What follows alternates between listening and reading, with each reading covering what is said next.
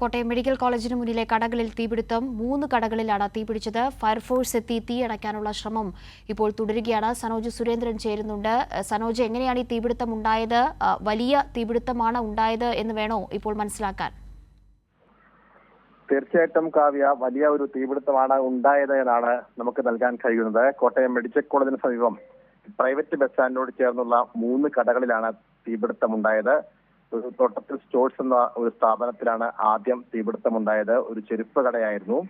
ഈ ചെരുപ്പ് കട പൂർണ്ണമായും അഗ്നിക്കിരയായി. പിന്നീട് തൊട്ടടുത്തുള്ള 3 കടകളിലേക്ക് കൂടി തീ വ്യാപിക്കുകയായിരുന്നു.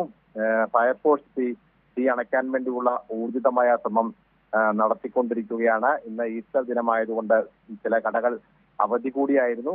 എന്താണ് ഈ അപകടത്തിന്റെ കാരണം എന്നതിനെ സംബന്ധിച്ചുള്ള ഒരു വ്യക്തത ഉണ്ടായിട്ടില്ല. എന്തായാലും ഒരു വലിയ തീപിടുത്തം ഉണ്ടായിരിക്കുന്നു. ഇതിൽ ആദ്യം തീപിടുന്ന കട പൂർണ്ണമായും അഗ്നിക്കിരയായിട്ടുണ്ട്. ഫയർഫോഴ്സ് തീ അണയ്ക്കാൻ വേണ്ടിയുള്ള ശ്രമമാണ് ഇപ്പോൾ അവസാന ഘട്ടത്തിലേക്ക് എത്തിയിട്ടുള്ളത്. കാവ്യ, സനോജാണ് വിവരങ്ങൾ നൽകിയത്. തീയണയ്ക്കാനുള്ള ശ്രമം ഇപ്പോൾ അവസാന ഘട്ടത്തിലാണ്.